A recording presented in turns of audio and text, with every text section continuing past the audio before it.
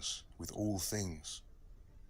Primal mind is parent of the word, just as, in your own experience, your human mind gives birth to speech. They cannot be divided, one from the other, for life is the union of mind and word. Now, fix your attention upon the light and become one with it.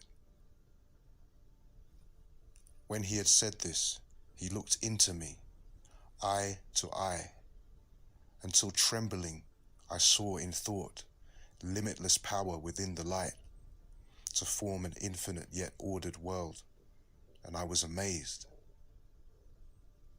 I saw in the darkness of the deep chaotic water without form, permeated with a subtle intelligent breath of divine power.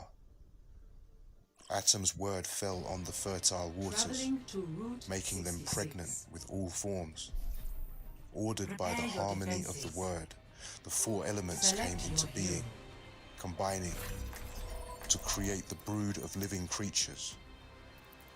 The fiery element was articulated as the constellations of the stars and the gods of the seven heavenly bodies, revolving forever in celestial circles. True self The word is then without leapt up form. from the elements of nature and reunited with mind, the maker, leaving mere matter devoid of intelligence. My guide said, Incoming in 30 seconds. "You have perceived Where's the my- boundless what primal the- idea, which is before the beginning. By Atom's will, the elements of nature were born as reflections of this primal thought in the waters of potentiality. These are the primary things, the prior things, the first principles of all in the universe. 5, 4, Atom's 3, word is the creative idea, 1. the supreme, Attackers incoming. limitless power which nurtures and provides for all the things that through it are created. I have shown you everything. Why do you wait? Find the wisdom you have understood. I will be the guarantee, carved on stone, the holy sanctuaries. Make yourself a spiritual man, to worthy of the gift of knowledge, so that through you, Atom may save you from time. Your setback is only I was temporary. overwhelmed with gratitude. Father, There is chaos. supreme vision. In awe and reverence I prayed. Please never let me fall away from the knowledge of your being, so that I may enlighten those who I feel the warmth of the iris and flowing with his through power you. in me, I began to speak. The aloof laughed at my words, but others knelt at my feet. I told them to stand and receive the seeds of wisdom, which I will sow in you through these teachings. So listen, Experience tranquility. if you do not pay keen attention, my words will fly past you, on their way back to the source from which they come.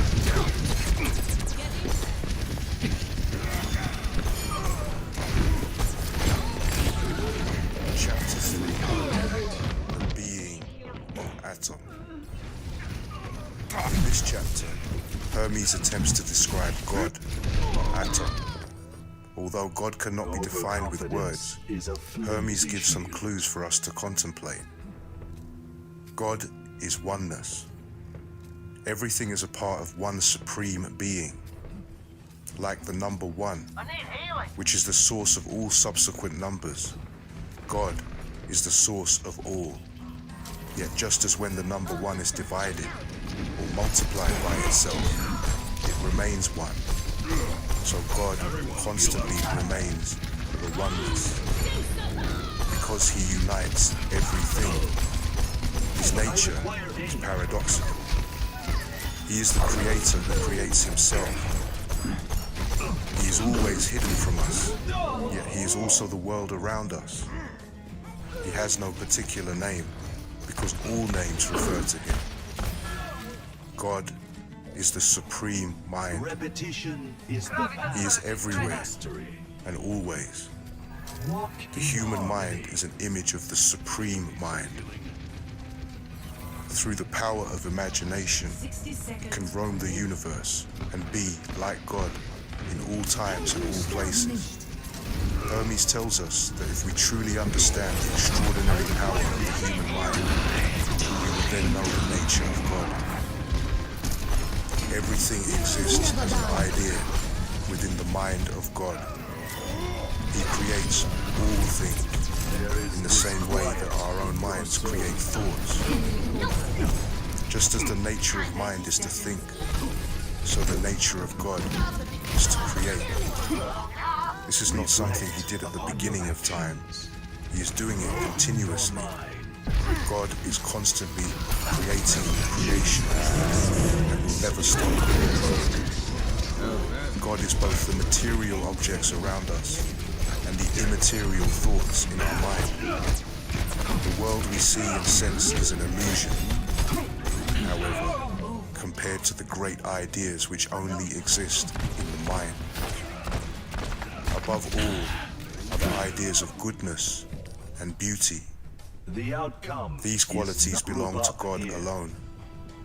They can at best be found imperfectly in the material world, but exist in all their perfection in the immaterial world of the mind. They are so perfect that God is in love with them. God is in love with Motherfucker. himself. The being of Atom. Give me your whole awareness. Excellent teacher. Concentrate your thoughts, for knowledge of Atom's being requires deep insight, which comes only as a gift of grace. It is like a plunging torrent of water, whose swiftness outstrips any man who strives to follow it, leaving behind not only the hero, but even the teacher himself. To conceive of Atom is difficult. To define him is impossible. The imperfect and impermanent cannot easily apprehend the eternally perfected. Atom is whole and constant. In himself, he is motionless, yet he Why is you self-moving. little killer, man? He is immaculate Sorry, you bitch. and everlasting. The outcome is He is the not supreme, your day. absolute We must reality, halt the payload. Motherfucker, He is they got filled with another one. ideas which are imperceptible to the senses. And with all embracing knowledge, Atom is primal mind. He is too great to be called by the name Atom. He is hidden, yet obvious everywhere. His being is known through thought alone, yet we see his form before our eyes. He is bodiless, yet embodied in everything. There is nothing which he is not. He has no name, because all names are his name. He is the unity of all things. So we must know him by all names You and have call my everything thanks. We Atom. must halt the payload. He is the root and source of all. Everything has a source, except this source itself, which springs from nothing. Atom is complete like the number one, which remains itself, whether multiplied or divided, and yet generates all numbers. Atom is the whole, which contains everything. Motherfucker, they're all the way back He is here. one, Yo, what the fuck, man? We almost had them all the way at the He is beginning. How is this all, even fucking not possible? many. The all is not many separate things, 0-3. but the oneness that subsumes the parts. The all and the one are identical. Prepare to attack. You think that things are many when you view them as separate, but when you see they all hang on the one and flow from the one, you will realize they are united, linked together, and connected by a chain of being from the highest to the Eh.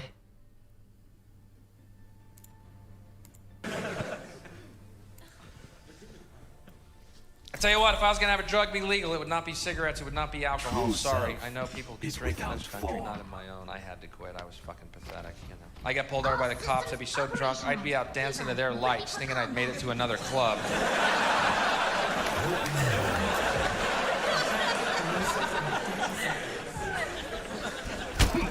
Turn the music up! It's not a good drink. I would make marijuana legal, the other one's illegal, and I think you'd have a better world instantly, right in front of your eyes. Yeah, obviously. And I'll tell you what, since I started this, I'll go ahead and prove it to you. You're at a ball game, you're at a concert, someone's really violent, aggressive, and obnoxious. Are they drunk or are they smoking pot? Exactly. One answer, and I've never seen people on pot get in a fight because it's impossible. Hey, buddy. Hey, what?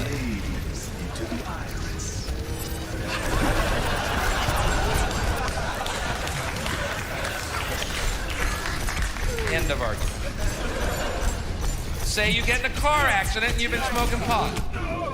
You're only going 4 miles an hour. Shit, we hit something.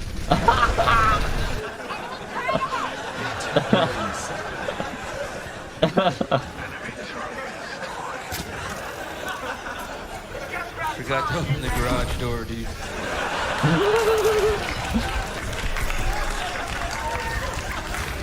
At least no one was hurt. Garage door has to be replaced. Boom. A job is created. Self-surviving. They lie about marijuana. Tell you pot smoking makes you unmotivated. That's a lie. When you're high, you can do everything you normally do. You just realize it's not worth the fucking effort.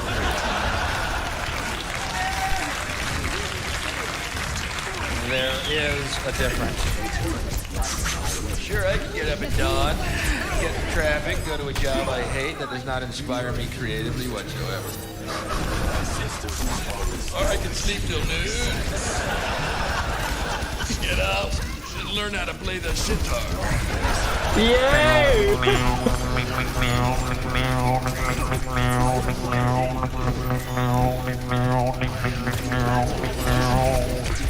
Pretty simple when it's spelled out for you, isn't it?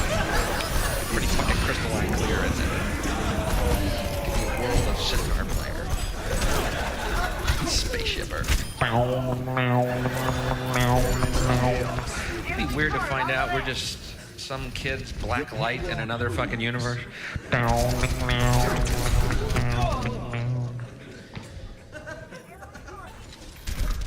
what that meant.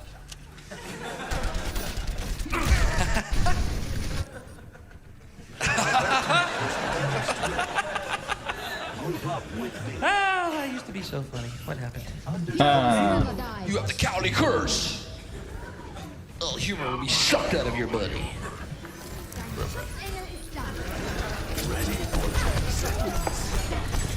So what do I believe about drugs? Am I really a drug taker? No. I quit taking drugs 4 years ago. Quit drinking 4 years ago. Quit smoking cigarettes 2 months ago. I'm almost. Seriously. Fucking But I can tell push! you in all honesty, completely sober, completely clear, completely chemical free, that alcohol, drugs, and cigarettes are really good.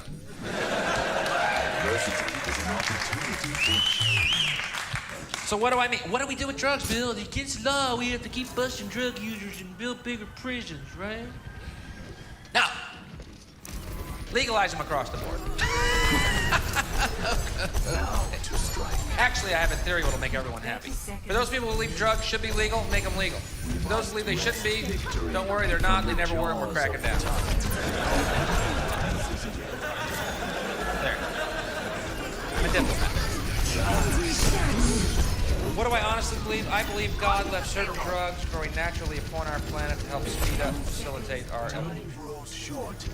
Okay, not the most popular belief ever expounded on.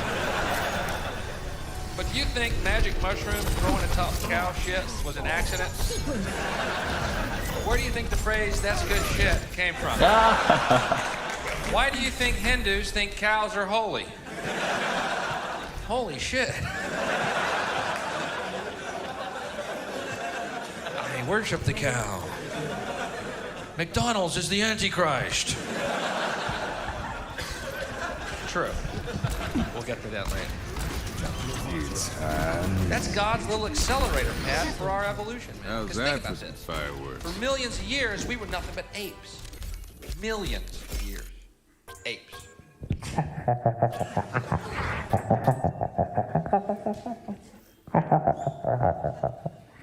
Probably too stupid to catch a cow.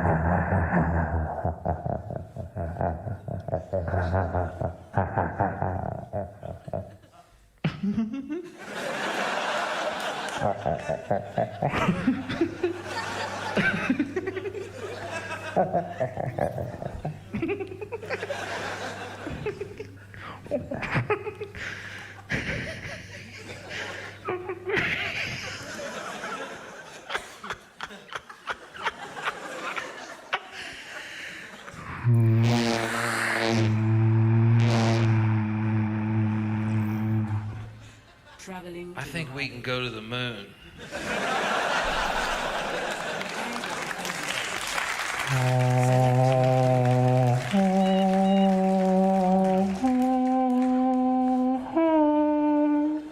That's exactly how it happened. That's not how it happened. God created the world 6,000 years ago, and he put dinosaur fossils in the earth to test our faith. Yeah, right. Yeah, I'll get back to you in a bit with that theory. We'll go toe to toe with you. I can't talk to you. The idea of God fucking with my head scares the shit out of me. Believe me, the fossil is the least of the little pranks that are fucking with me right now. Someone actually said that. You test our faith. You know, because there's no mention in the Bible of dinosaurs. What happened there? I think you would have fucking noticed that, you know. I mean, you know, walking on water, cool. But what's that big serpent? Stop the payload. You ever notice how people who believe in creationism look really unevolved? He's got the eyebrow ridges and the big furry hands and feet. I'll believe God created me in one day.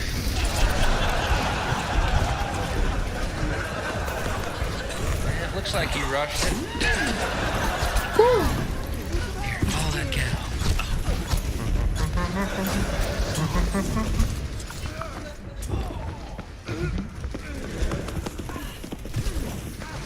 And I'm not promoting the use of drugs. Gee, Bill, well, let's go back. You should all do drugs. Drugs are good. Yeah, okay, we're with you, yeah.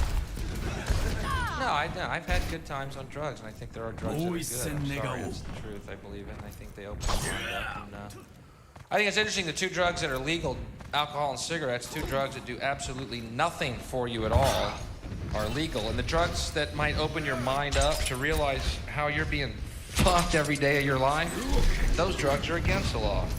Coincidence? See, I'm glad mushrooms are against the law, because I took them one time. You know what happened? I stayed in a field of green grass for 4 hours going, my God, I love everything. Yeah, now that is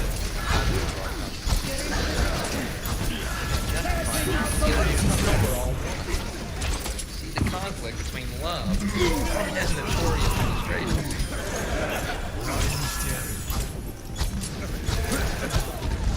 Oh, crowd? Bill, we are at Oxford. What? We happen to have some. What did he say? What kind of joke was that? Fine and dandy, your little peace tactics. Heroes never die. Taxes and all petting me, drugs. enables us to stick the Cowley hooligans upon you. We're the hooligans. Yes, we are. Oh, man. I've had good times on drugs. I've had bad times on drugs. I've had bad times on drugs. I mean, shit. I found look at the character.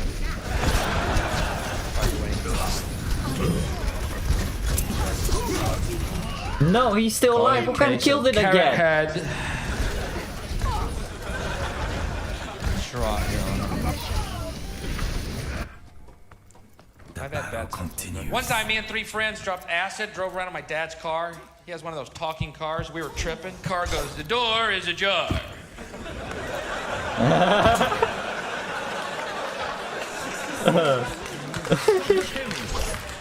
We pulled over, thought about that for 12 hours. How can a door be ajar, man? Shit, I don't know, but I see it. I see it too. Why would they put a jar on our car? Maybe because the freeway's melting.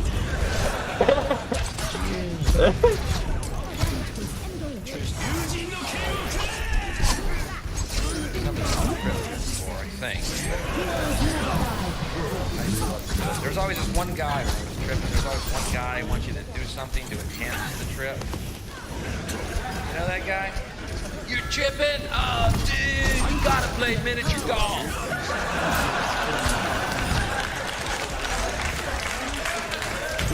Yeah, that's exactly what I was thinking.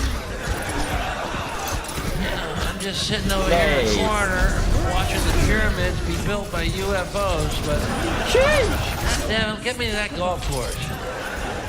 That's surely the thing that'll make this trip peak. Yeah.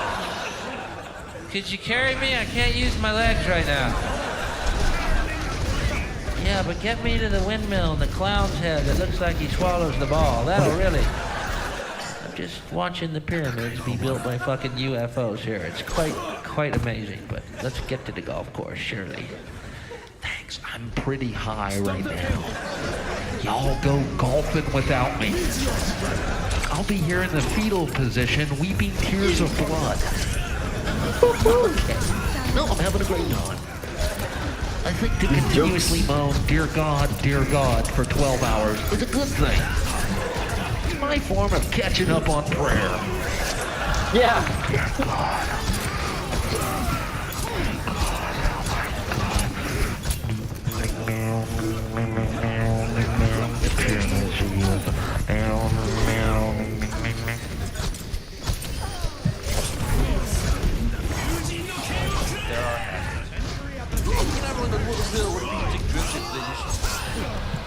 Better.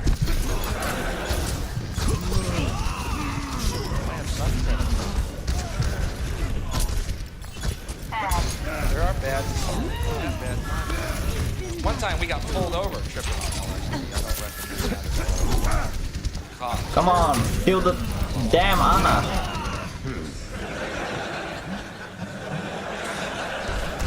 Cops are tapping on this window. We're staring at him in this mirror.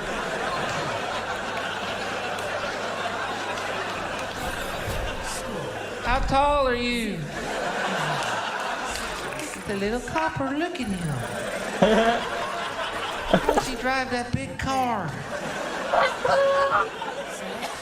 Man, there could be thousands of them. What are we gonna do? Let's put him in the jar. Made perfect sense at that moment. Put him in a jar, poke some holes in the lid, leave him by the road. Never get us, coppers. We'll send some little firemen to let you out. Hey, I bet y'all know where the miniature golf course is. Someone's going to put a stop to your illegal activities. Who? No one. You and that kid, they scared him off.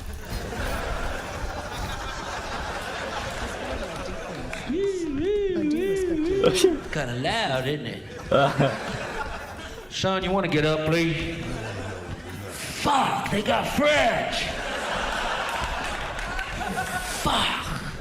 Of course, they're gonna have a little partner and a big one.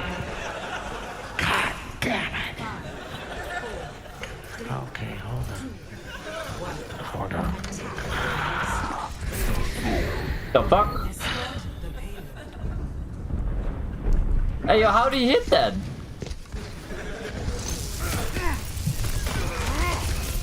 Drugs have done good things for us. If you don't believe they have, throw away all your albums. Burn all their music. Throw away everything. Burn all their take away everything.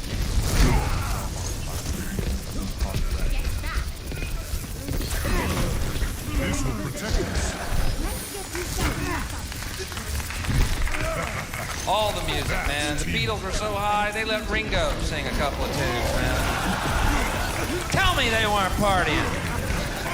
We all live in a yellow submarine. Yellow. We all live in a yellow submarine. You know how fucking... even when I had the UFOs build the pyramid trip, that yellow submarine trip was on the horizon, man. I've never been that fucking high. It looked like a yellow submarine past the UFOs, way, way out there. I had to be real high to see that. I'm behind the shield. Pull Ringo off the ceiling The with a fuck is wrong rake with my to sing shield? that song. John, get Ringo. He's in the corner. Yeah, John. Look at him scoot. Grab him. Hook his bell bottom. Hook his bell bottom. He's got a song he wants to sing us.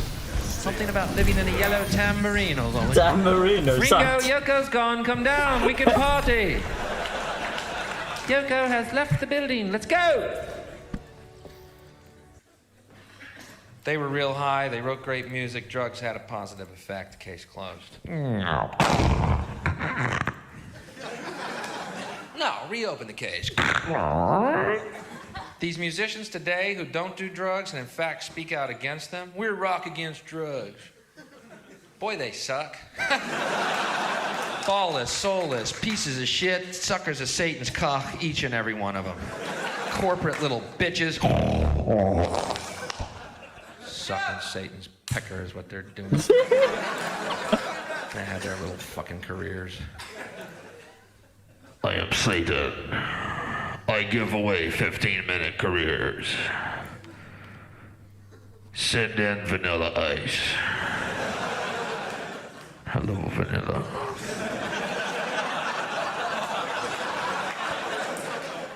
I'll have to do something about that hair. It says here on your application, you have no talent, and you want a career in show business. Is that right?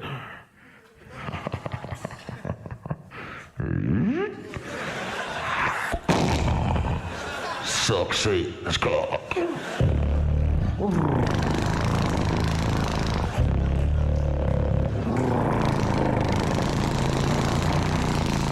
I will lower the standards of America. I will give all the money in the hands of 12-year-old girls. You will be their star. Leave. Send in MC Hammer.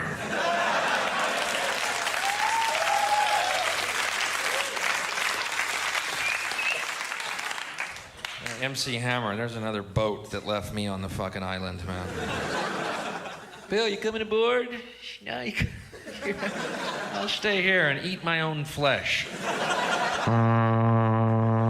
Bye, Bill. The MC Hammer, right? What is the deal with him? He's a great dancer. What? It's like a fucking sand crab in his knickers.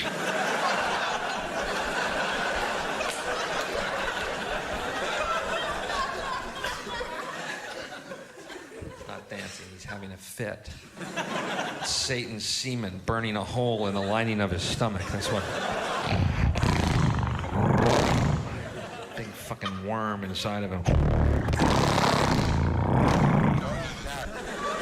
What's going on, Crow?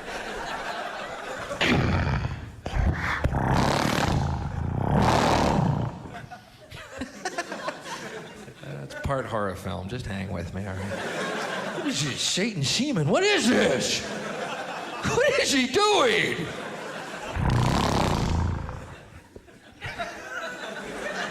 I think that's a perfect response for comedy right there.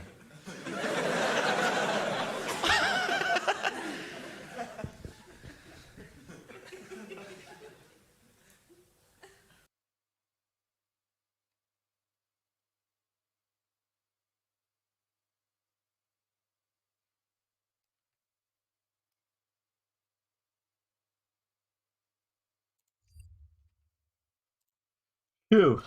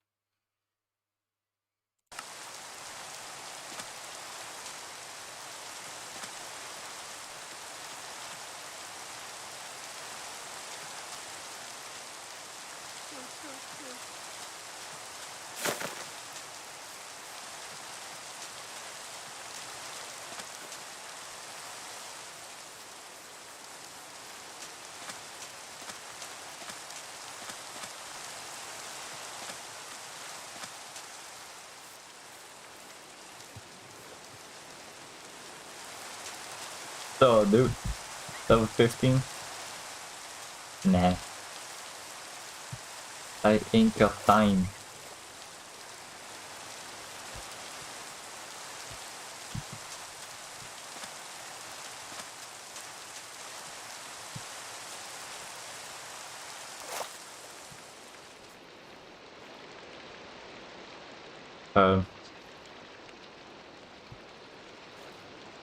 Okay, what level is this?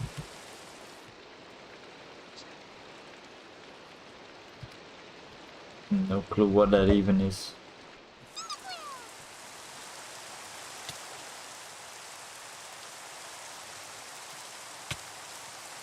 Sheesh.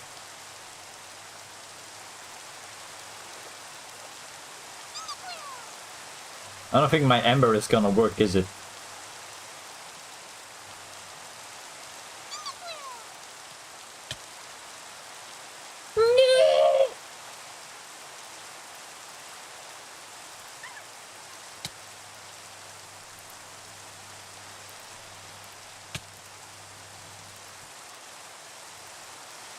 Ah, I get health.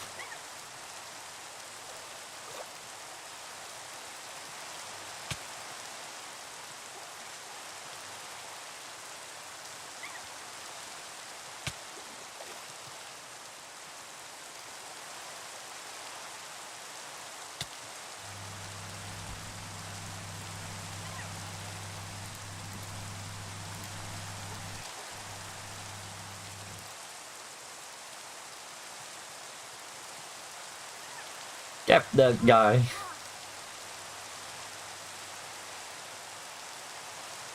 You better capture this. Alright, there you go. Into the deep.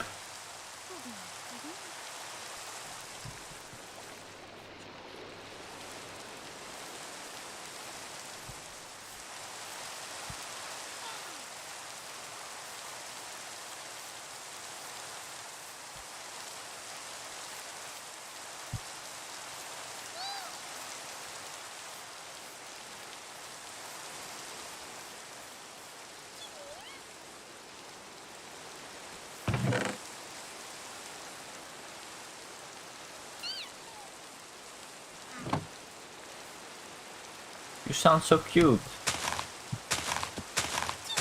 Oh, but you are not cute. Ah. He's probably gonna despawn anyway.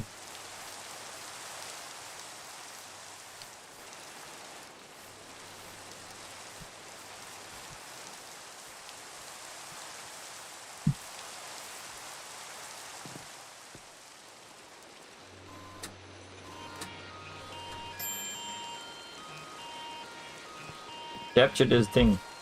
Capture it.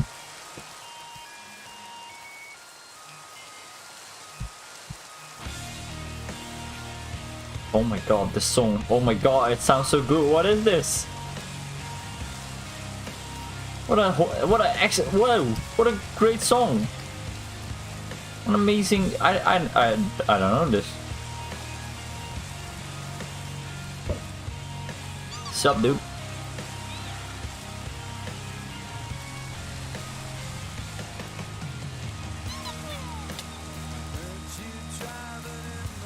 Nice.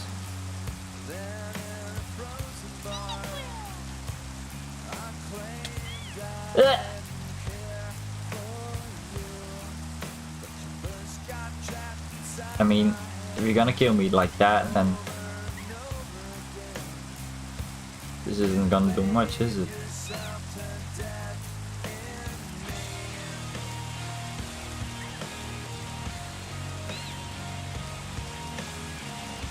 What does this do?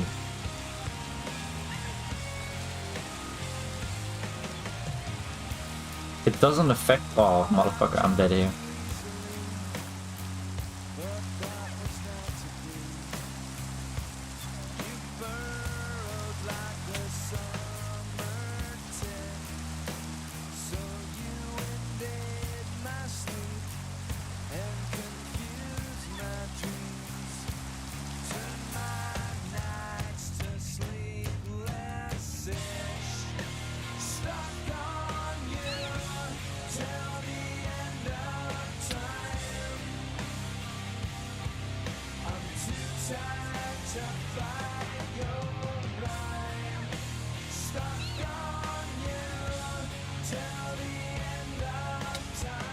No!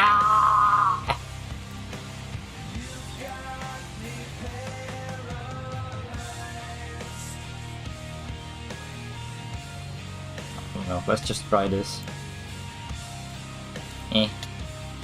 Nah, okay, well, can I still... If I don't have Pokemon, I cannot capture. So, you get all her HP back. That's not very nice.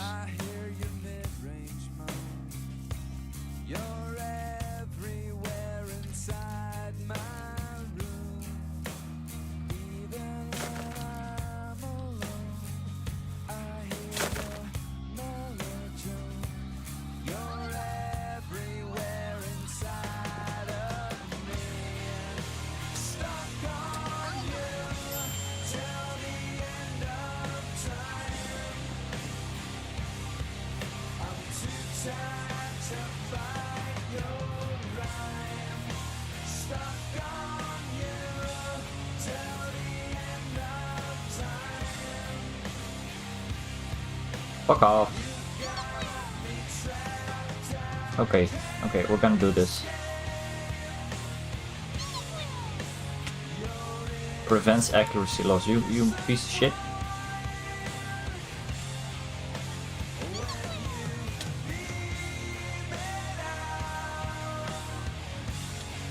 Dead.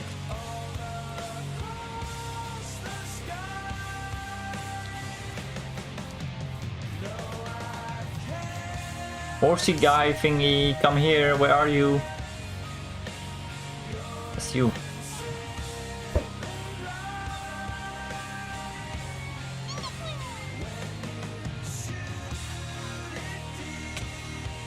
Yeah, he got the first kick in. I don't like that.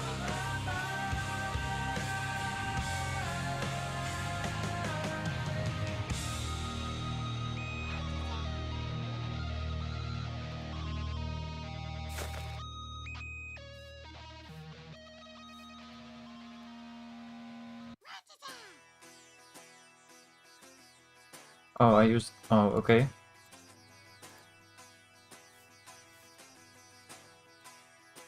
Oh, my attack was decreased. That sucks. Just do it. Go in. No. Oh, fuck. Nah.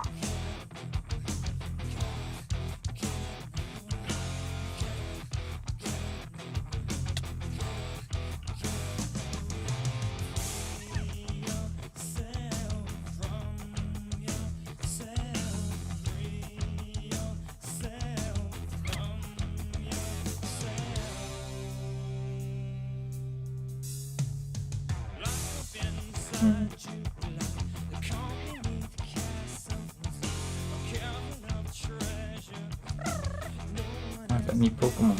Just try it.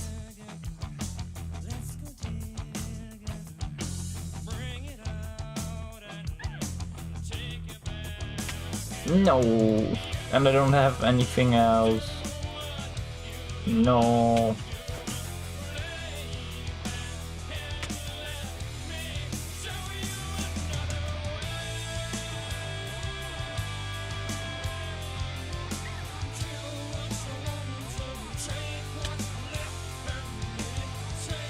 Crap, man, I need a ball.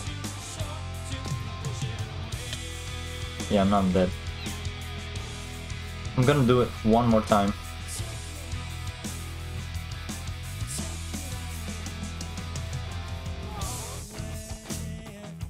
I'm going the wrong way.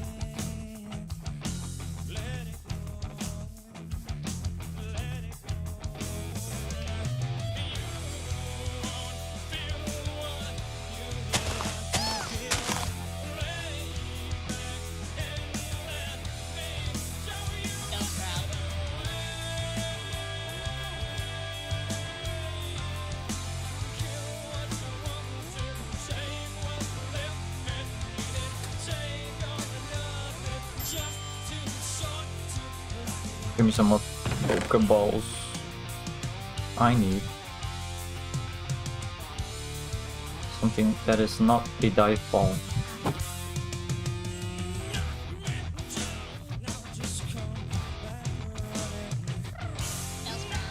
Fuck off!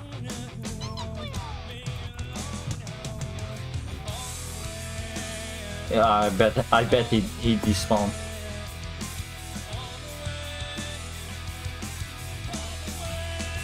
Alright.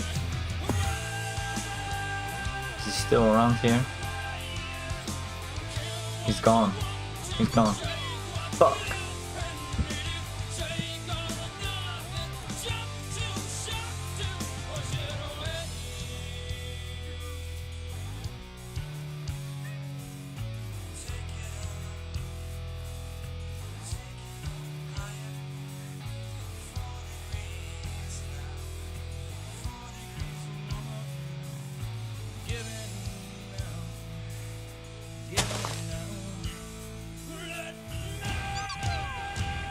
Alright, you wanna die?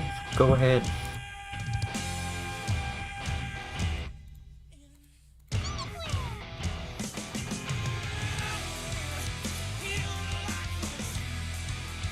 Really, you're gonna keep protecting yourself.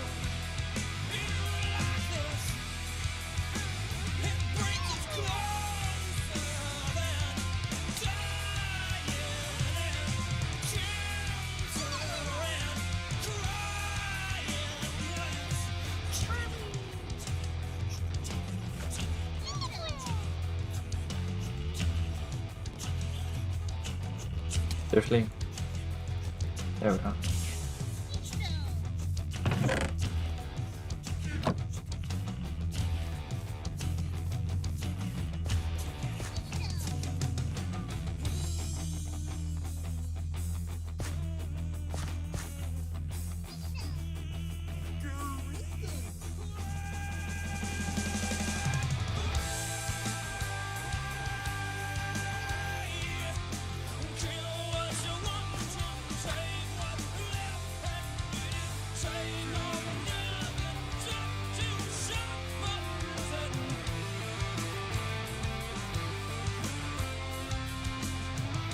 I'm not the one that wants to die.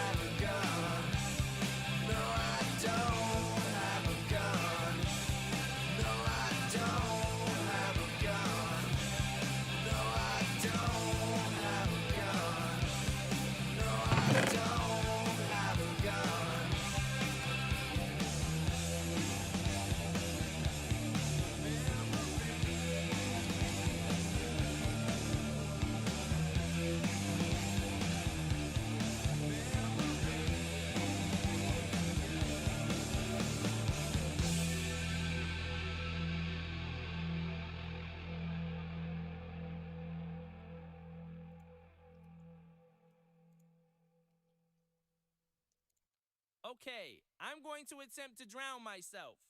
You can try this at home. You can be just like me.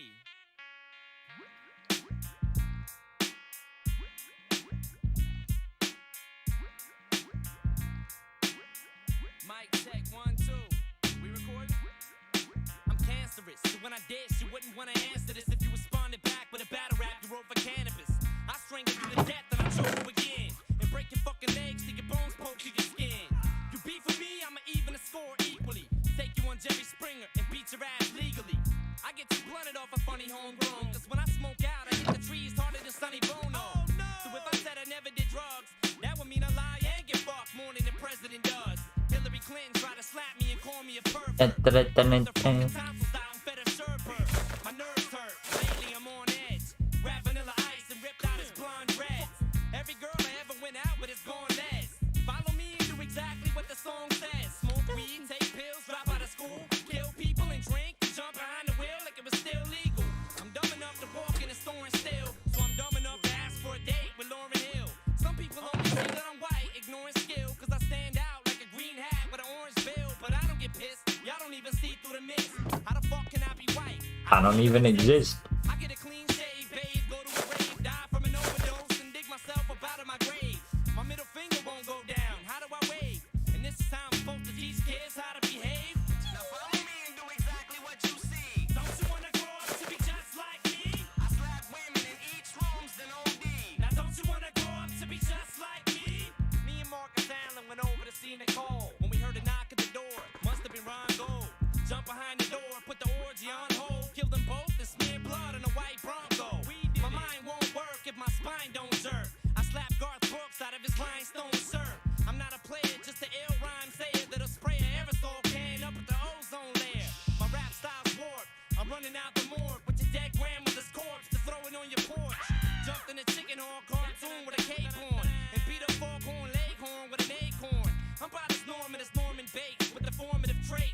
just heard birth, it was 4 minutes late. Mother, are you there? I love you. I never meant to hit you over the head with that shovel. Will someone please explain to my brain that I just severed the main vein with a chainsaw and I'm in pain? I take a breather inside. Either I'm high or I'm nuts. Cause if you ain't tilting this broom, neither am I. So when you see your mom with a thermometer sharp than a ass, then it probably is obvious I got it on with her. Cause when I drop this solo shit, it's over with. I bought Cage's tape, opened it, and dubbed over it. I came to the club drunk with a fake ID. Don't you wanna grow up to be just like me? I've been with 10 women who got HIV. Now don't you wanna grow up to be just like me? I've got genital warts and it burns when I pee. Don't you wanna grow up to be just like me? I tie a rope around my penis and jump from a tree. You probably wanna grow up to be just like me.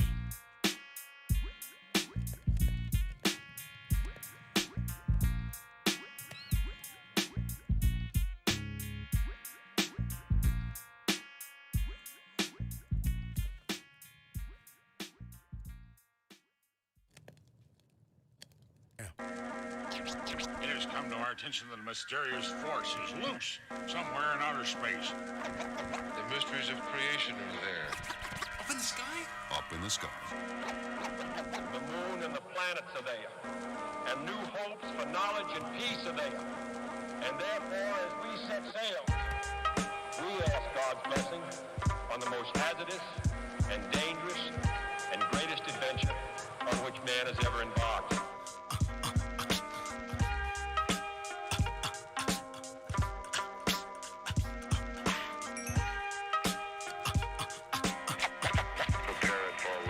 Self-lord and master shall bring disaster to evil factors. Demonic chapters shall be captured by kings through the storms of days after, and to the earth from the sun through triple darkness to blast you with a force that can't be compared to any firepower.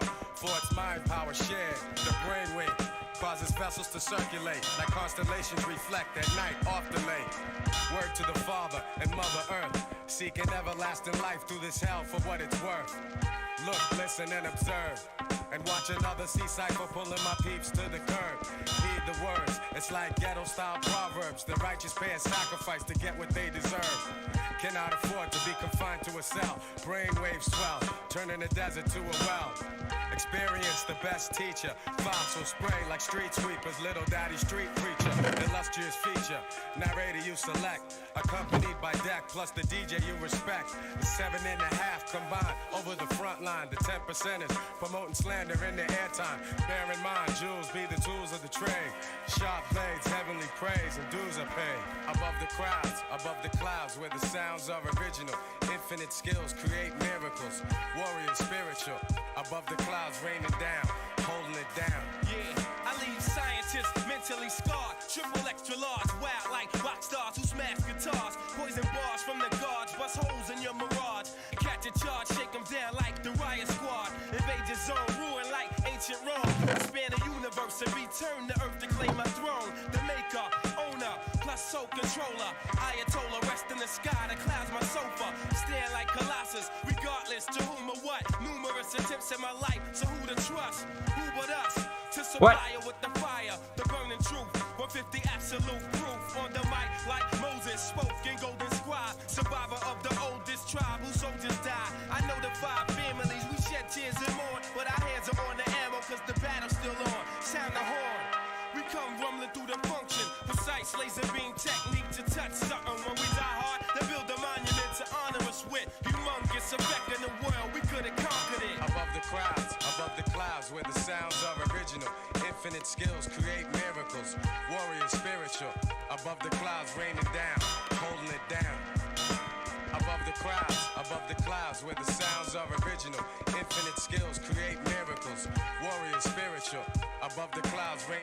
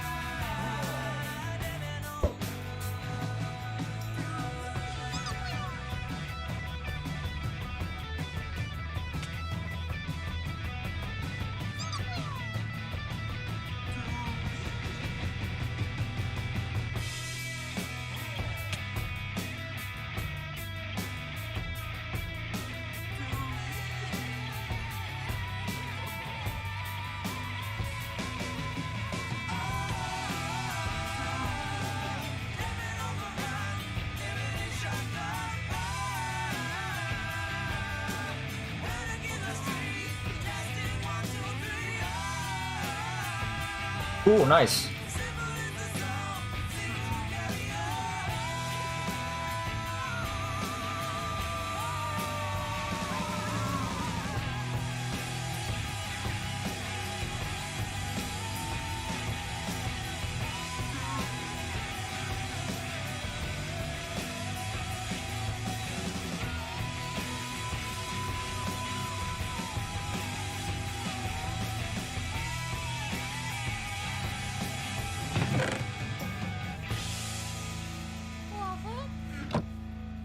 What do you want? All right.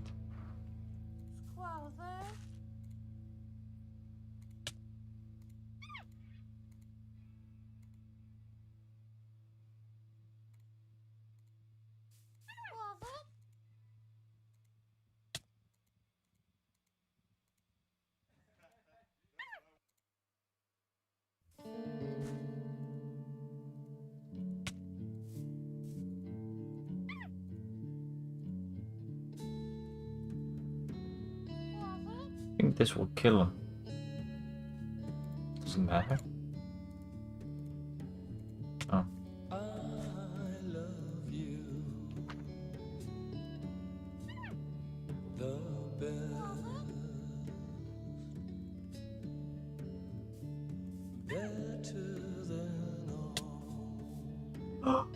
No.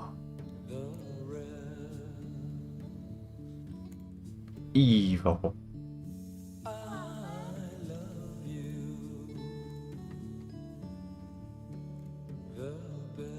Okay, half bell might not work. It's pretty much dead, man. Come on, cap him. Alright.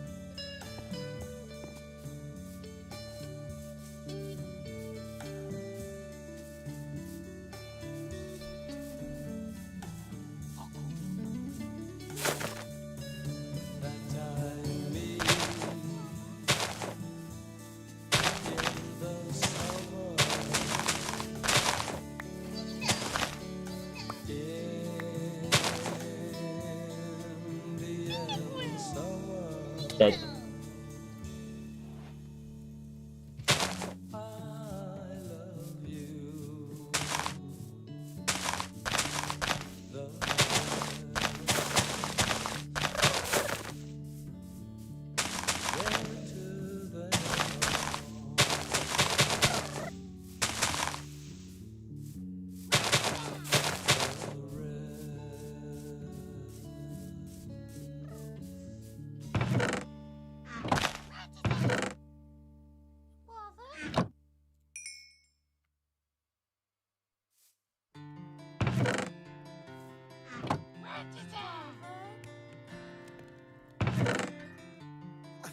You can do much better than me. After all the lies that I made you believe. Guilt kicks in and I start to see the edge of the bed where your nightgown used to be. I told myself I won't miss you, but I remembered what it feels like beside you. I really miss your hair in my face and the way your innocence tastes. And I think you should know. Where's the beautiful red one? Hey. Come. Come here. Yo, Mr. Turkey guy, whatever you are.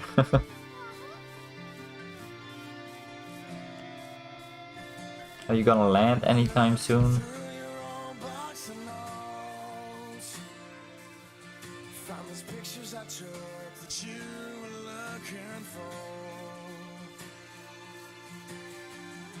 If there's one memory I don't wanna lose, that time at the mall, you and me. God damn. I told myself I won't miss you, Oh. but I remembered what it feels like beside On the bird. Where is the bird?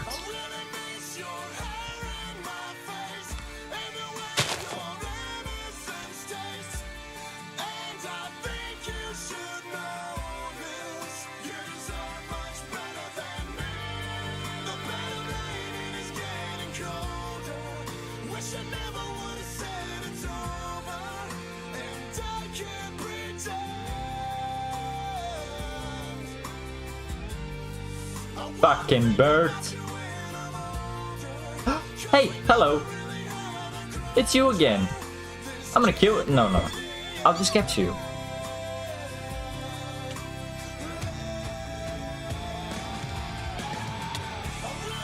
Sheesh.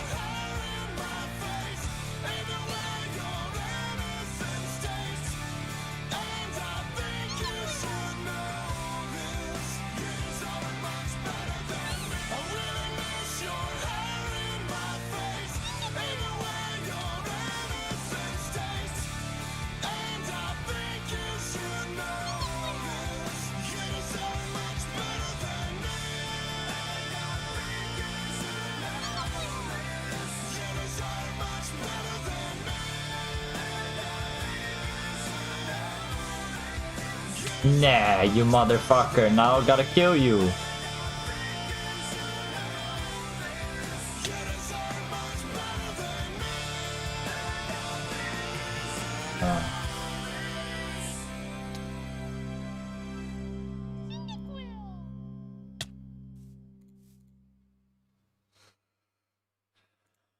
Oof. I'm through with standing in line. The clubs I'll never get in. It's like the bottom of the ninth, and I'm never gonna win this. Life hasn't turned out quite the way I want it to be. Tell me what you want. I want a brand new house on an episode of Cribs, and a bathroom I can play baseball in, and a king size tub big enough for 10 plus me. I'll need a credit card that's got no limit, and a big black jet with a bedroom in it. Gonna join the Mile High Fuck you. 37,000 feet. I want a new tour bus full of old guitars. Mine star on Hollywood Boulevard, somewhere between Cher and James Dean. Yo, that motherfucking bird. Oh, I'm gonna. Oh man.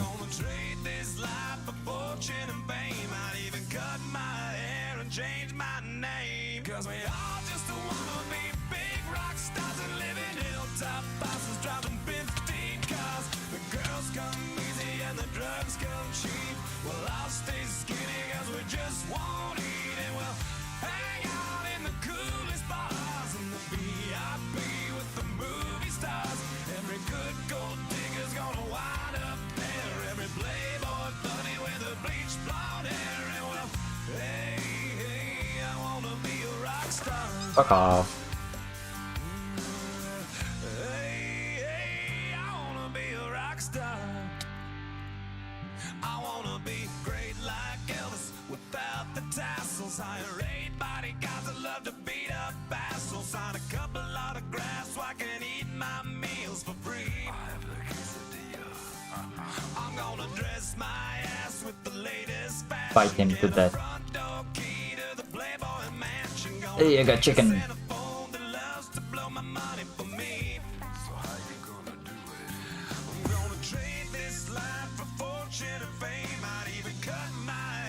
Change my name, cause we all just wanna be big rock stars and live in hilltop houses driving 15 cars. The girls come easy and the drugs come cheap. Well, I'll stay skinny cause we just won't eat, and we'll hang out in the coolest bars and the VIP with the movie stars. Every good gold digger's gonna wind up there, every playboy bunny with a bleached blonde hair, and we'll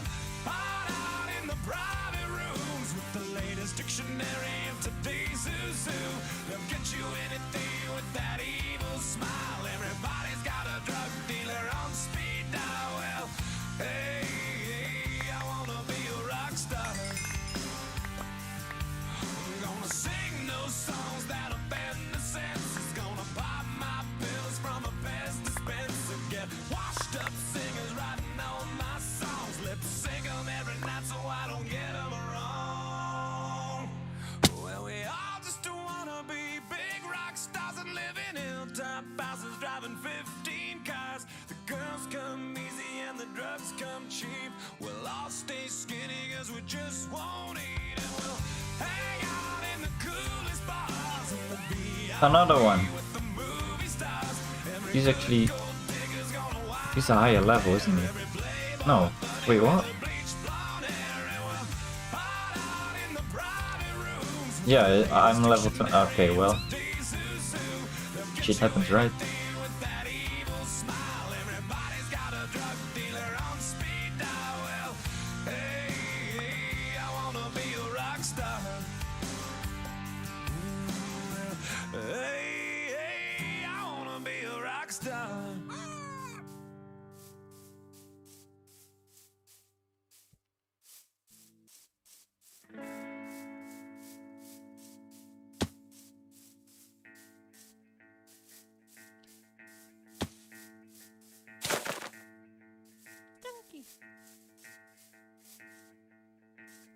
What are you?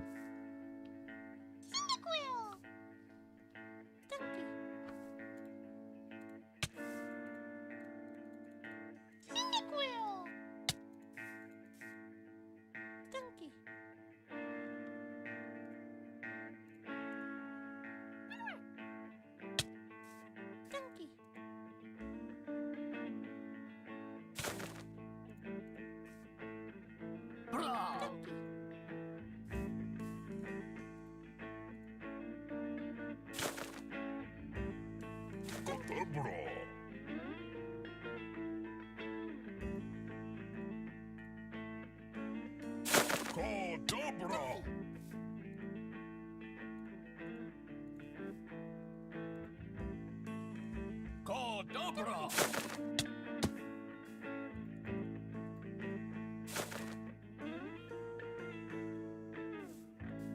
Cordobra.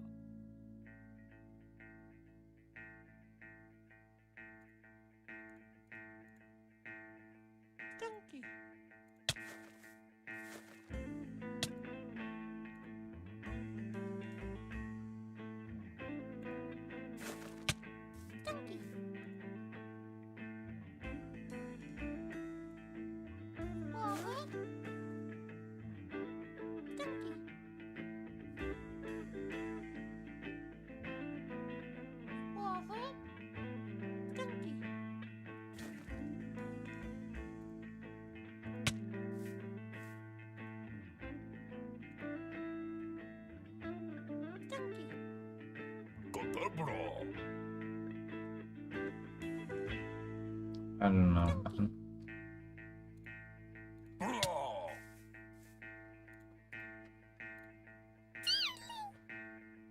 Oh, that sounds so cute.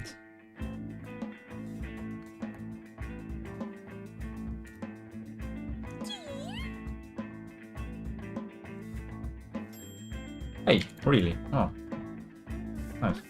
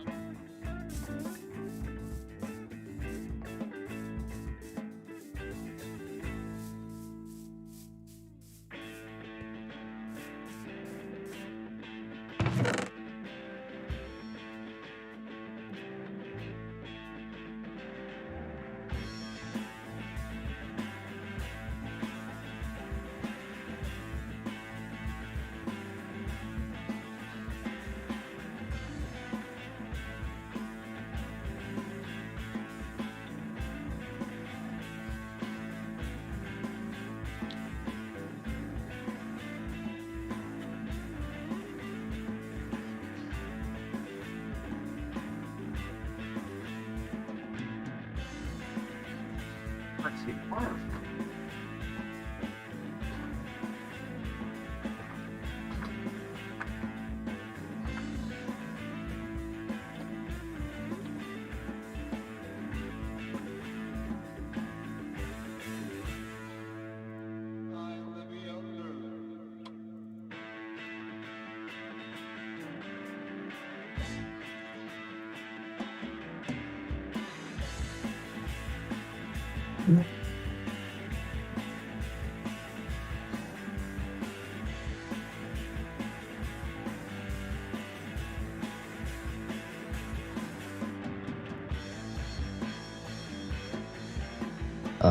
provenance.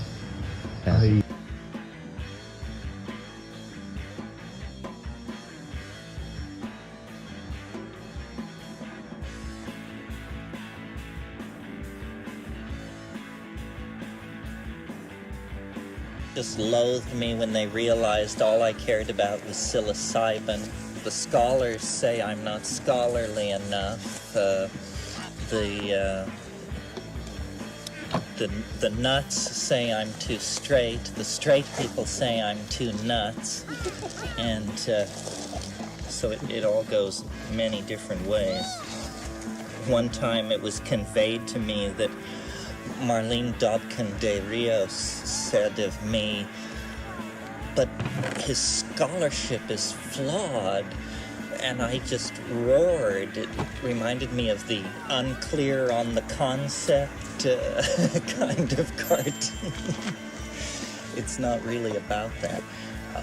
What there was interest in discussing, and it's only, I mean, perhaps or somewhat marginal to all of this, but fun to talk about, is the magical phlegms that Sparrow mentioned. This is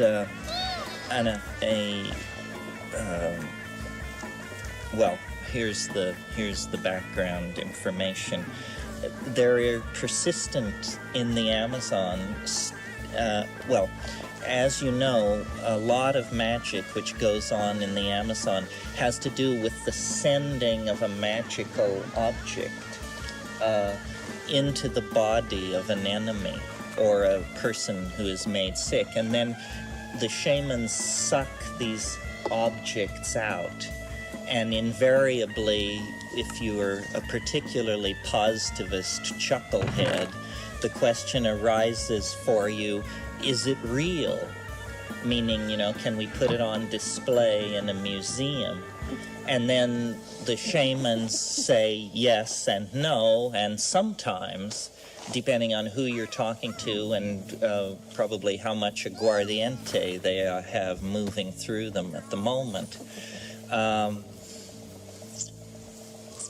Persistent is the idea that these ayahuasqueros vomit or produce out of their bodies some kind of substance, a magical substance that is the basis of their witchcraft. And, you know, your attitude toward this can be that it's sleight of hand, or that it's lying, or that it's absolutely true. In my talk yesterday, I said, you know, we give great respect to these shaman. How seriously do we take their claim to do all their magic via helping spirits who are ancestors? And then we sort of explored that. Well, we give these shamans great respect. How seriously then are we obligated, or should we take the claim that they do all of their magic by the production of a magical fluid out of their mouths and bodies, a fluid whose ontological status is far from clear? That's what I mean by you can't tell whether it's real or not. Dennis, in the early, in 1970, came across a reference to this in some piece of literature. I confess that I have occasionally cited it as Michael Harner's article, The Sound of Rushing Water, which appeared in Natural History magazine in 1967. Just to confirm Marlene's opinion, if you actually read that article, you will discover there is no reference to this in there. I couldn't find a reference in the literature until years after our investigation of the phenomenon was pretty much wrapped up. I was amazed to discover that our supposition that such a thing existed actually is supported in the literature. Luis Eduardo Luna, who some of you may know, and most of you probably know his book on ayahuasca painting, has talked about this in numerous of his more scholarly publications. What is claimed is that there are among very unacculturated people a habit when intoxicated on ayahuasca of vomiting a material, and then it's said, what's said of it is that it's blue, that the shamans use it to accomplish all their magic, and that when you spread it out on the bottom of a flat bowl, that you can see the future in it, or the past in it. Well, if we just behave like good phenomenologists and don't try to scientifically analyze this, but phenomenologically analyze it, then we have to say what is being described is a form of matter which also partakes of the quality of mind. It appears to be something which is both physical and spiritual, both substantial and psychic or psychological in some sense. And one of our motivations, I told you the story about going to La Chorrera and the search for Ukuhe, but one of our motivations was to investigate this magical material and to see if we could encounter it. Sparrow is the only person I've ever met who claims to have seen something blue come out of someone's mouth on an ayahuasca trip and to be pushed back in. Some of you were there when he made the reference. You saw that I pulled no strings and in fact said nothing to prompt it. So I regard it as uncontaminated information from a deep forest informant. So what is it? Is a reasonable question for curious people to ask. Dennis, who tends these days to rein himself in somewhat, back in the early 70s was always willing to run the speculative engine at double speed, and he felt that, he had a concept, and the concept was that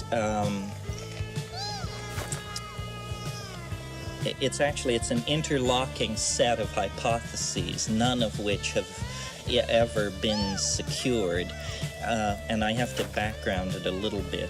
As you know, it is a great mystery in neurophysiology, the mystery of memory and how it works and where are the memories is a question that has never been answered.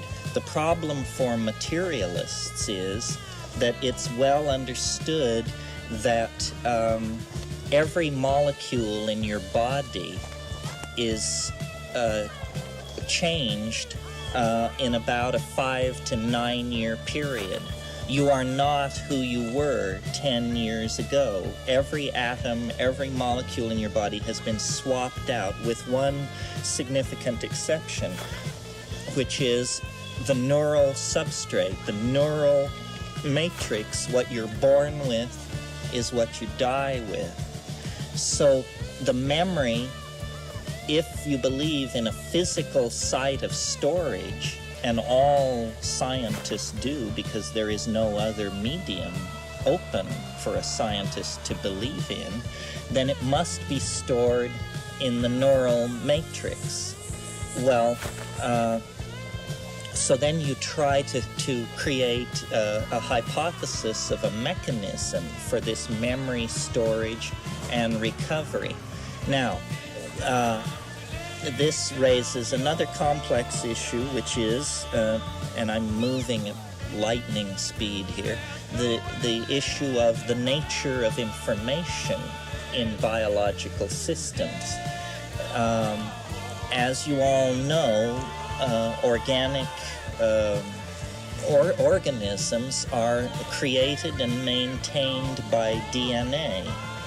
And I assume everybody understands how DNA works. I mean, it's just something you learn in high school biology courses.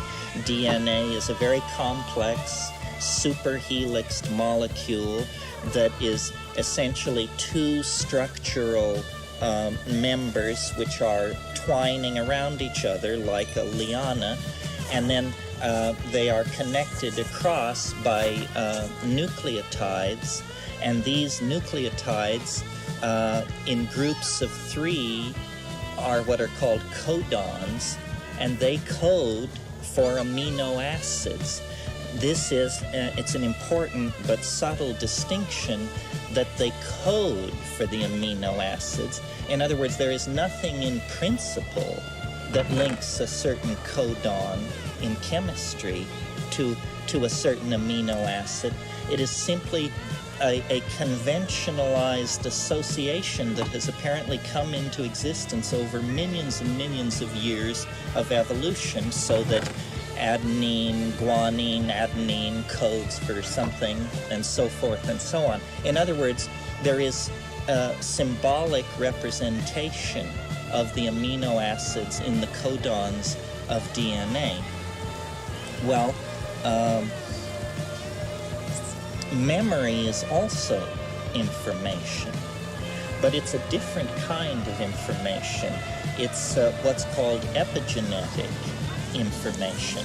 And if you were to take what I'm saying and about to say to an orthodox molecular biologist, he would very condescendingly explain to you that you had made an amateurish mistake and had confused genetic information, the information which codes for proteins, with epigenetic information, symphonies, novels, works of philosophy, conversations, so forth and so on. And but this same condescending neuromolecular biologist is totally unable to account for the phenomenon of memory. Well, noticing that nature functions always with a certain economy when that's possible, it seems like a reasonable first hypothesis would be that memory is coded somehow into the DNA. And giving a slight aid and comfort to this idea is the well-known fact that there are vast portions of the DNA molecule that are called the nonsense portions. In other words, they do not code for protein.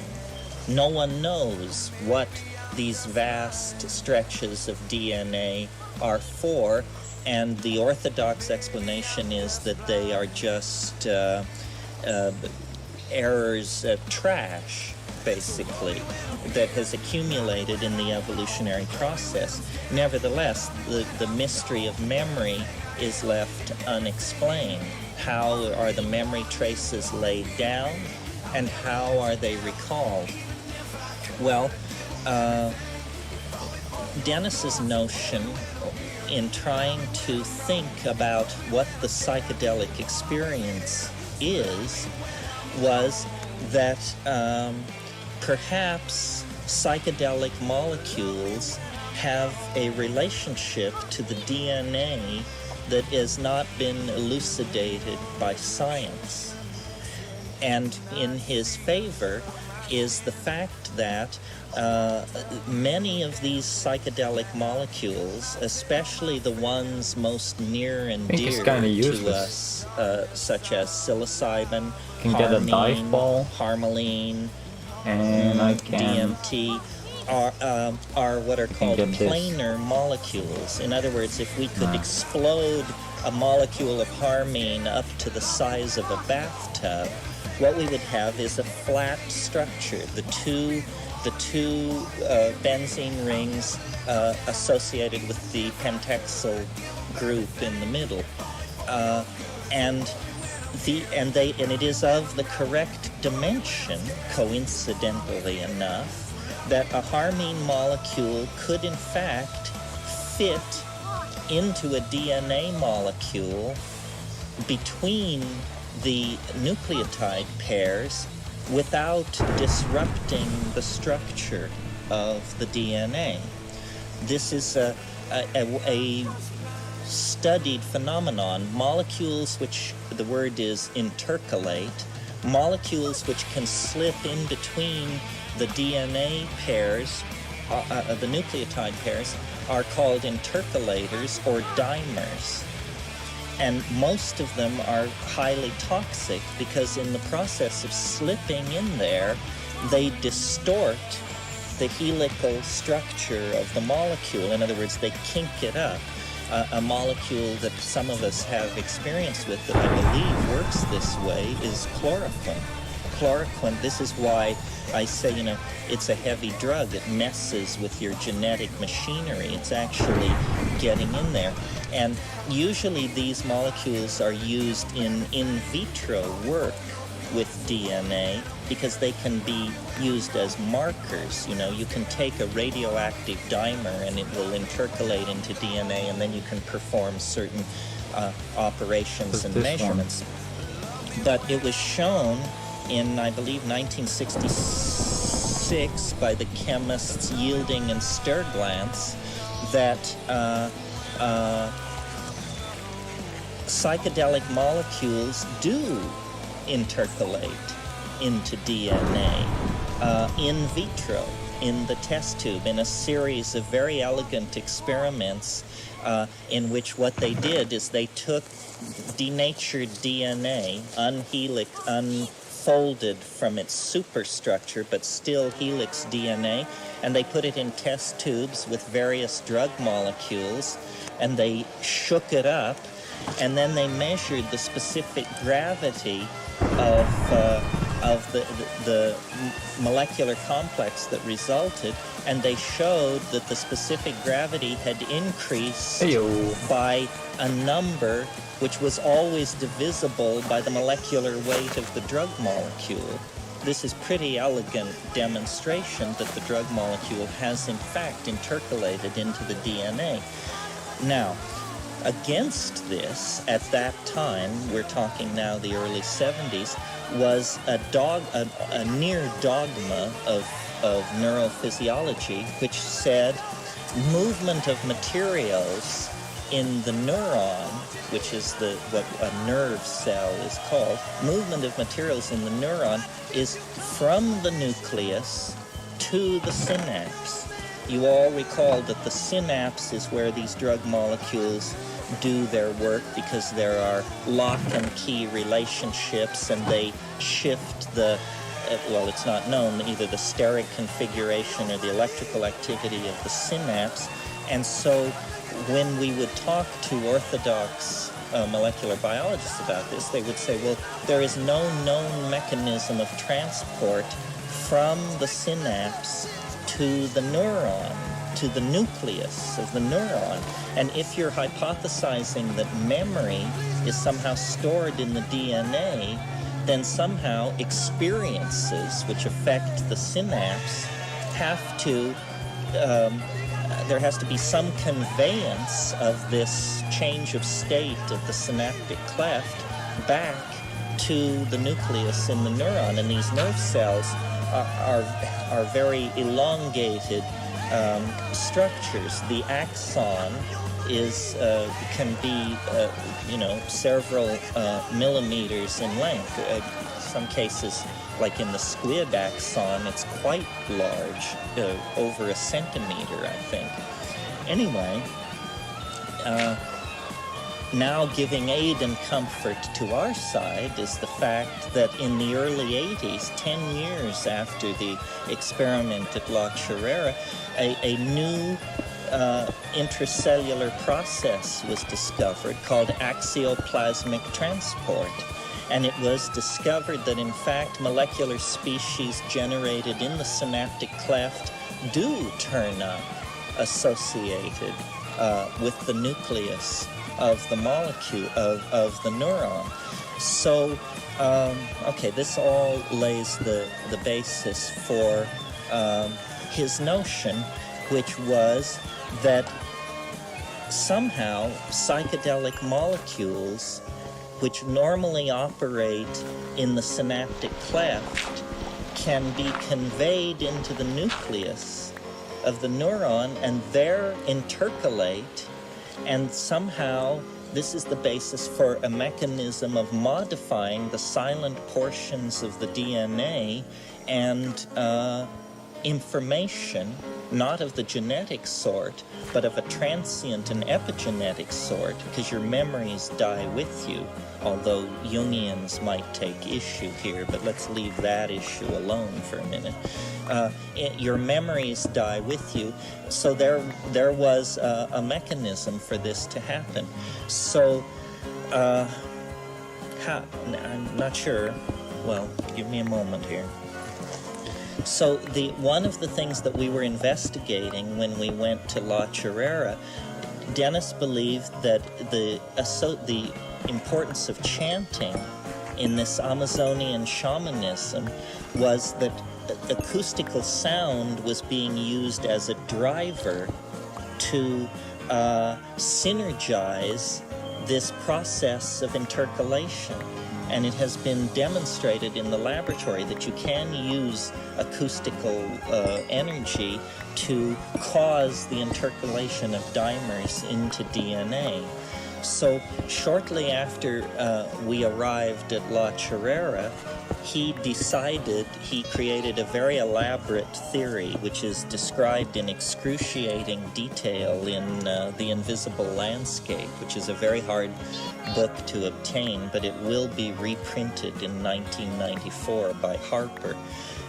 He constructed a very elegant experiment, which looks like part science, part magic, and the idea was that you would load your system with psychedelic molecules, and he believed that electron spin resonance, here's the connection, that electron spin resonance alteration of the DNA molecule was that there was some kind of transduction system in the cell that raised that electron spin resonance signal to the level of the higher cortical experience, which we call thought. In other words, that what thinking is our interpretation of very rapid microfine changes in the electron spin resonance of DNA molecules in the nucleus of neurons. And since there is no counter theory on the table, nobody knows what thought is. I mean, neurologists aren't even ready to begin to discuss that. His theory seemed reasonable to at least play with for a while. And he said that we could load our systems with biodynamic tryptamines, harmaline, harmine, beta-carbolines, and that if you could generate a tone that was precisely the analog of the electron spin resonance of the molecule, and if you could get the geometry of the angle of attack of the sound, basically, on the molecule, exactly precise, that you could force the molecule, the drug molecule, into the DNA, and that it would shift the electron spin resonance of the DNA, and that it would permanently bond in there. Now, this seems to me at least worth exploring. Harmine with me, I can capture if you look at it, it looks like an antenna. You know, it has the five-sided central structure, and then the two benzene rings. Sub-geo. It has charge transfer running around those rings. It's very architecturally suited to perform the function of a kind of a transmitter antenna. So imagine what we're doing here is we're dropping a harmine molecule down onto the DNA, which is itself giving off what is called a hyperfine ESR signature, and the harmine is amplifying that hyperfine signal, And this is being detected as a higher cortical experience, which we call the psychedelic experience. And that then what the psychedelic experience is assumed to be in this interpretation is it is the sum total of all information garnered by the species over time and stored in the silent portions of the DNA. Do you see? So what we're talking about here is a kind of mechanical, materialist, chemical approach to the amplification of the hidden portions of the DNA. And it is true that many people taking harmine in its pure form and taking ayahuasca report a hum. It's a characteristic of the intoxication. Dennis claimed that this was actually the electron Diglett spin survived. resonance I wanted signal the of Geo. the harmine. Give me Geo, so dude. when we got to Fuck you. La Chorrera, and under Fuck you, the Diglett. inspiration of recklessly large doses of Stropharia cubensis, which we found growing in the pasture there, he decided that what we could do was we would take a trip, but that he would attempt to imitate the harmine hum, and that granted, the human body is a very gross thing in comparison to the almost quantum chemical domain of the synapse and the nucleus, but that nevertheless, if you could generate the sound correctly, you would force the molecule into the neuron, and then there was another part of the theory which had to do with the idea that these psychedelic molecules are like octaves of each other. And if any of you have ever played the cello, you know that you can sound a note on the cello, and then if you still the string, you will hear what are called overtonal harmonics. It will sound in the octave above and below the octave in which the note was struck. And he felt that I'm giving this to you at enormous speed. Superconductivity, which is normally associated with low temperatures, is in fact a low temperature phenomenon, but that's when you have populations of trillions of molecules. Really what superconductivity means is the stilling of molecular motion. And if it's absurd to speak of a single atom or a single molecule as being 275 degrees Kelvin below zero, because temperature is a phenomenon of mass populations of molecules. But he felt that you could essentially still these molecules, and one of the peculiar qualities of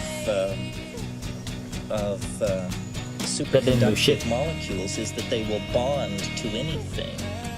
They have a tremendous stickiness about them. So he thought that the human voice could be used to cancel the molecular motion of these harmine molecules, and you would only have to do it for How do I a decrease the millisecond, speed? even though the making of the tone might take 20 or 30 seconds.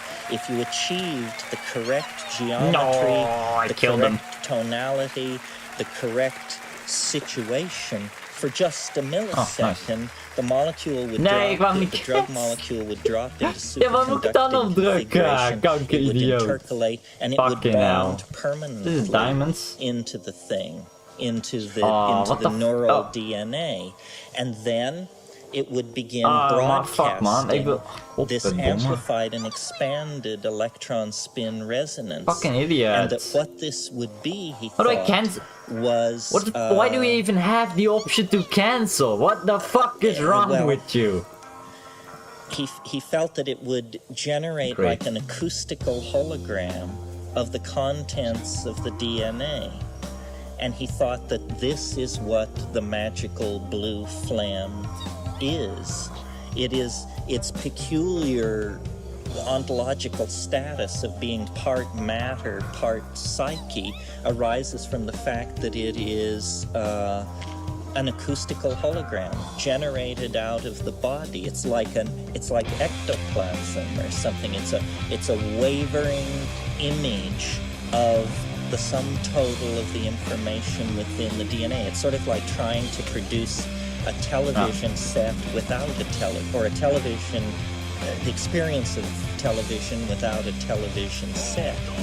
Well, I thought that all of this sounded You so motherfucker! wacky, You insta-killed me! and that there were so many untested assumptions and hypotheses linked Yeah, together what the hell? in this Tinker Toy structure.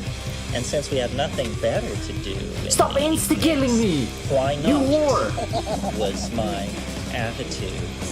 So the experiment was performed, and Dennis went bananas for about 3 weeks, and we had all kinds of peculiar adventures.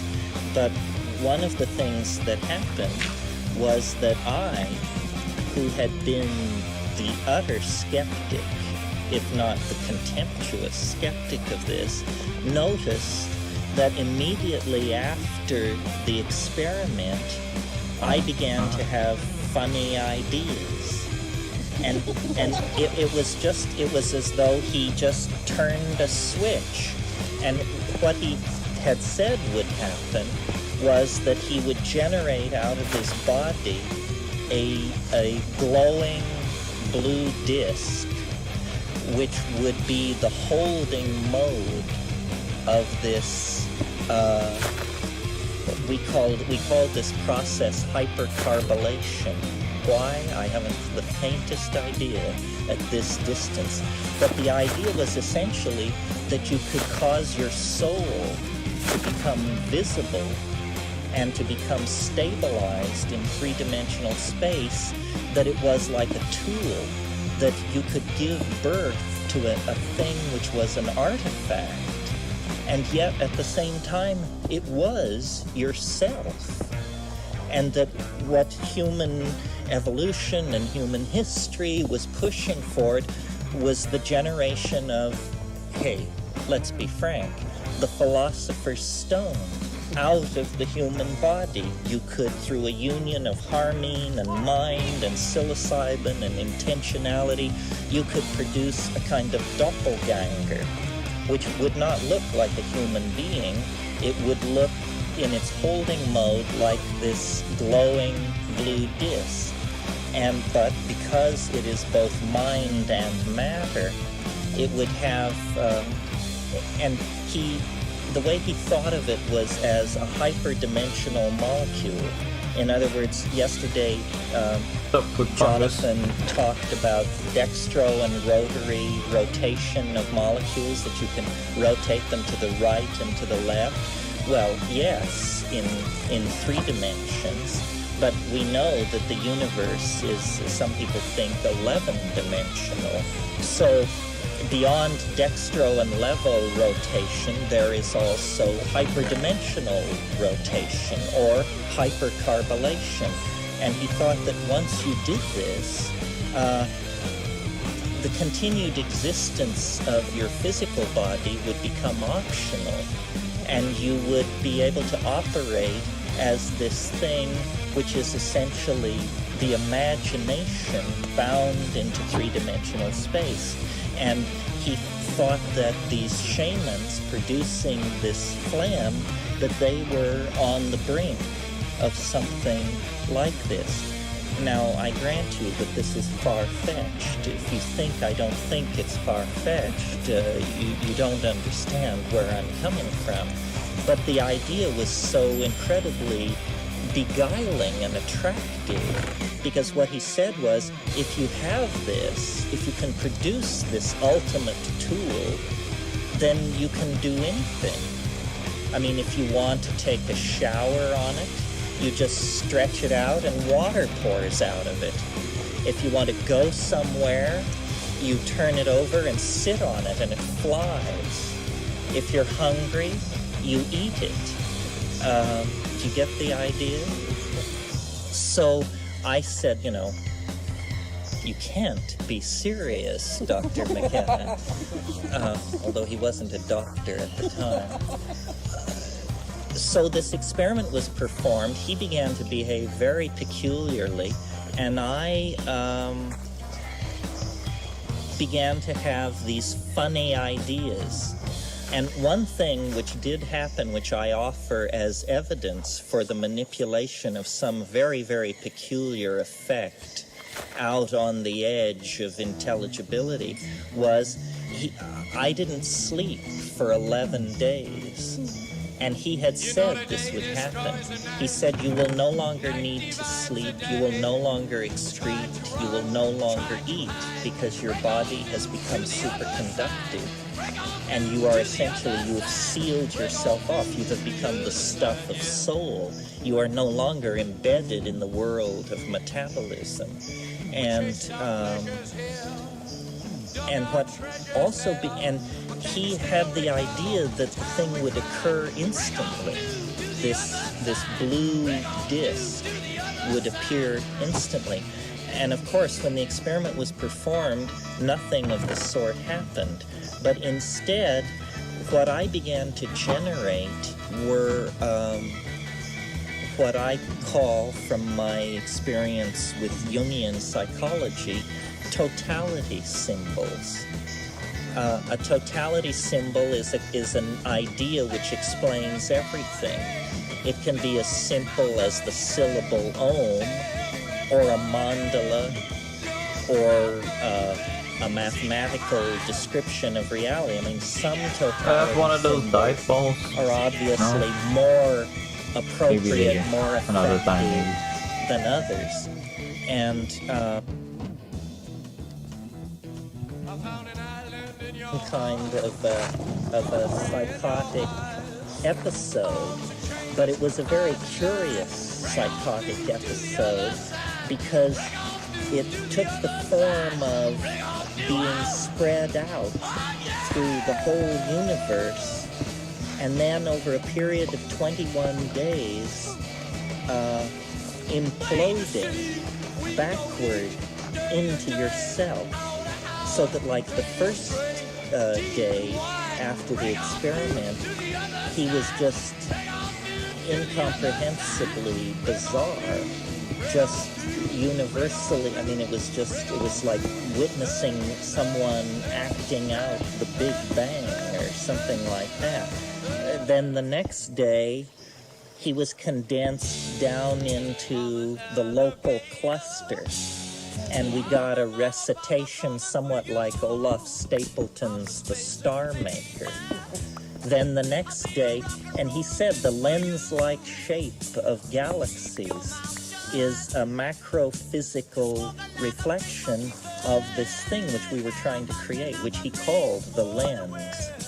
And so by a series of telescoping leaps, he made his way toward normality, condensing down through the galaxy to the solar system, spending a day on each planet as he made his way toward the Earth, becoming all the life on the Earth, then becoming all human life, then becoming all Irish life, then becoming our entire family, doing perfect voice imitations of all the relatives and revealing all this knowledge of the light coming from those skeletons in the closet and suppressed stuff, and stuff that I don't know how he knew all the stuff. I mean, he at times appeared to work miracles. At one point, I was trying to test him and his abilities, and I recalled that there was a box that my grandfather had given me that you opened with a little silver key that had been lost for years and years. And I said, well, if you can do anything, why don't you produce the key that to that box? which neither of us had seen even the box for a dozen years. By this time, he was naked and locked in a room at the mission. And he went and he would make these bizarre gestures, these strange I don't know what was going on. And he went into a period of concentration, gave a wild squawk, and slammed into my hand and gave me the key. Gave me the key. He was naked. He had been locked in this room for 14 days at that time. And I was like, I didn't know what was going on. But what was happening to me was, I was like utterly unconcerned for his mental health or any practical concern, which was causing a lot of problems for the other people on the expedition. In classical psychology, this is called a folie à deux, a delusion of two. It's a simultaneous schizophrenic episode. It usually involves a mother and a daughter. I've never heard of a brother-brother folie à deux. But it was accompanied by all these exterior manifestations, freak rainbows, and in my case, an encounter with a UFO. And this UFO encounter had a very curious quality to it. Not that they don't always, I suppose. But this was even more curious than the pedestrian UFO encounter. What happened was, it was on the 13th day of the reversal, and I had this intimation. There was something going on about the Southwest. I wasn't clear quite what it was, and the two women on the expedition were that afternoon washing our clothes down by the Choro, by the lake. And I looked across the lake and I saw in the sky, not a rainbow, but just a spot in the sky that was a spectrogrammatic diffraction, you know, a little patch of rainbow. And I asked the women if they saw it, and they said they didn't. And then it intensified. And by this time, I was plenty in the doghouse as well. I mean, this put a great deal of strain on our small party, as you can imagine. And this spectrogrammatic iridual intensified. And then I said to them, now do you see it? And they looked and they said, oh yeah, it's, you know, big deal, not much. But I knew. And knowing means the voice was speaking to me. All kinds of weird things went on. I mean, I discovered that the closer I was to water, the easier it was for me to rhyme, which I've never. And then years later, I encountered a Celtic saying: "Poetry is made at the edge of running water," and the thing would give me these aphorisms. Like one time it said, "The clone's load is a stoned mode," and you know, and I was not sleeping. I was now 11 days without sleep. So that night I decided to sit by the Choro, and just because I stayed up all night, and I would walk in the fields, and the thing would would connect up the constellations for me and show me where they were in the sky. There was also embedded in all this thing the intimation of this thing called the teacher, which was a giant insect-like thing that was always like right over here. And there was the sense of something watching us from the sky, something moving us very, very gently but persistently toward this very weird breakthrough. So I sat there all night long on the laundry stone at the Choro, and about dawn, around dawn, I looked out across the lake and to the jungle, and about a mile away over the jungle there was a low bank of clouds. And as I watched these clouds, I noticed that they seemed to be rolling in place, like scrolling, like the roller on a typewriter or something. And as I watched, they divided into 4 perfectly shaped, lens-shaped cloudlets. And as I watched the 4, they coalesced into 2. And then as I kept watching, the 2 coalesced into 1.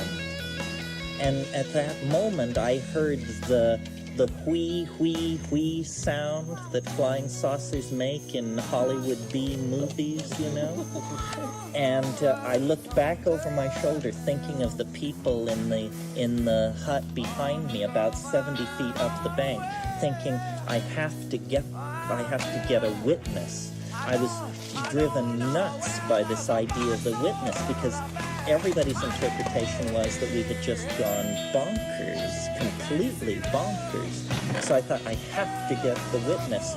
And I assessed the possibility and looked back across the lake, and the thing was coming toward me. It was coming straight for me. And I felt, even for me, this was some kind of a moment of truth, where then I realized, my God, it's actually real. We are going to get the lands. We are going to break through to the machinery of the millennium. And I felt my knees go out on me, and I just like sat back down, and the thing, I could see it, and getting closer and closer and clearer, and then it passed over above me, and in the last moment before it was lost by the hill of the bluff of the Choro, I could see it was turning slowly. It had blue and orange lights. I could see the rivets on the underside. I could see the 3 half spheres on the underside. And having spent at one point, having been interested in UFOs, I immediately recognized it as the end cap of a 1937 Hoover vacuum cleaner. The very Hoover vacuum cleaner that the charlatan George Adamski had suspended by a fish line in his garage in Southern California in 1948 and photographed and released as a picture of a UFO, which was then totally debunked. So here I am seeing a 50-foot version of a Hoover vacuum cleaner end cap slicing across the sky. And psychologists have a term, cognitive dissonance. This is when things get so out of control that you don't know shit from shinola, is what cognitive dissonance is. So it was more shocking to me than an extraterrestrial spacecraft would have been, because it was showing me that what I was looking at couldn't possibly be a flying saucer. It was rather something so preposterous and absurd that if I were to tell this to anyone, for sure they would drop nets over me. And so, you know, that was the UFO. And then the next morning, we actually flew out of La Chorrera. Dennis normalized about 4 days later to his present normal state. I, on the other hand, have never come down. And time wave 0, which I can't explain it if you don't know what it is, but it is the actual fruit of this experience. And time wave 0 is the thing promised. It's a map of all space and time, and it predicts the location of the lens, December 22nd, 2012. And it's as though what he thought would take a moment at La Chorrera at dawn on the morning of the 4th of March, 1971, is actually stretched out over, 45 years? But in a sense, we're locked inside that moment. I mean, something very, very, very extraordinary and peculiar went on. One of the things that happened was I was just absolutely ecstatic this whole time. I mean, I was abiding in the Buddha realm. I was complete, and I assumed we would never leave La Chorrera. I couldn't imagine why we would. And I remember, well, here's an example of the kind of stuff that would go on. One afternoon, I walked out of the little sandy place where the hut was, where Dennis was being confined, and after a while, he was taken out of my quote-unquote care by more sober members of the expedition, and I was just basically abandoned in the woods because I refused to come into the mission, and I just lived in the woods. And this one incident, I was there, and I would go out and I would raise my hands, and the butterflies, I could call them in. I could call in hundreds of butterflies, and so I would be there like this, and the butterflies would come and they would settle on my arms and my shoulders in front of me, and I had a lot of guilt about what I'd been doing in Indonesia the previous 2 years, which was slaughtering butterflies. And so, like, tears of joy and ecstasy I just would completely emotionally come apart, weep, and then stop weeping and think about how I have to have a witness. I have to have a witness. So then I would go and get my major skeptic, who was this colleague of mine, a woman from Berkeley, who, thought, as any reasonable person would, that I was completely bananas. So I would, without telling her what would happen, I led her out into the forest, and then I stood there with upraised arms, waiting